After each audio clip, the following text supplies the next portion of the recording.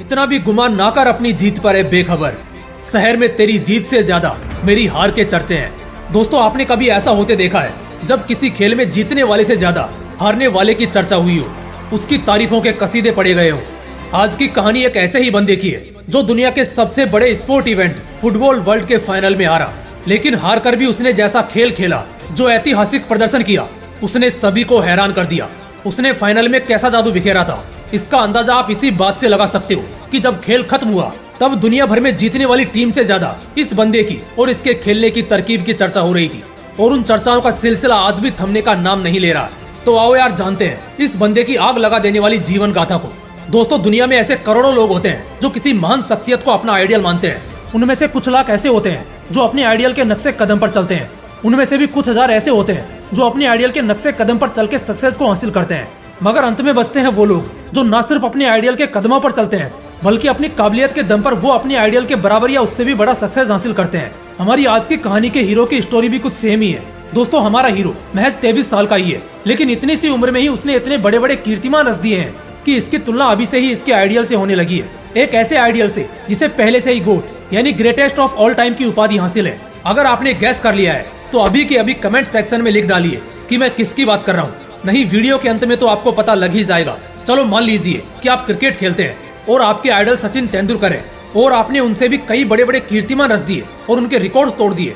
सोचो वो कितनी बड़ी घटना हो जाएगी, आप कितने बड़े खिलाड़ी बन जाओगे। न्यूज़पेपर की हेडलाइन होगी कि एक खिलाड़ी ने क्रिकेट के भगवान के रिकॉर्ड्स को तोड़कर उन्हें पीछे छोड़ दिया। मैंने तो बस ये आपको सोचने के लिए कहा था। सोच के देखो, अगर ऐसा ही कुछ असलियत में हो जाता तो आज के वक्त कुछ इसी तरह की घटनाएं हमारे हीरो के साथ हो रही हैं। वो महज 23 साल का ही है, बट वो वर्ल्ड कप के दो फाइनल खेल चुका है, जिसमें उसने अपने देश को एक वर्ल्ड कप भी दिलाया।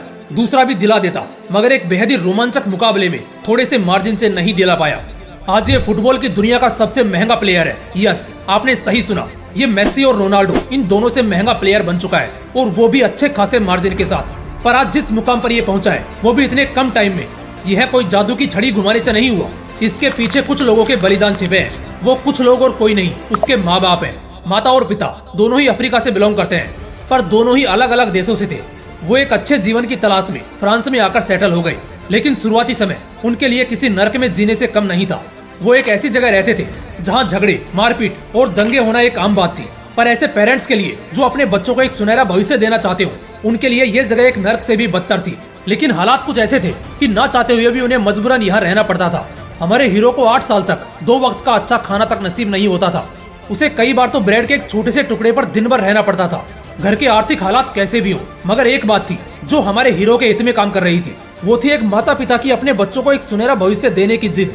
वो दोनों नहीं चाहते थे कि जिन हालातों में उनका जीवन बीता है वैसा उनके बच्चों के साथ हो। इसलिए माता पिता ने पहले तो बच्चे के सपने को समझा और उसे उसी फील्ड का मास्टर बनाने की जी तोड़ कोशिश शुरू कर दी। अब तक तो आप समझ चुके होंगे कि वो फील्ड कौन सी है। जी हाँ, फुटबॉल की।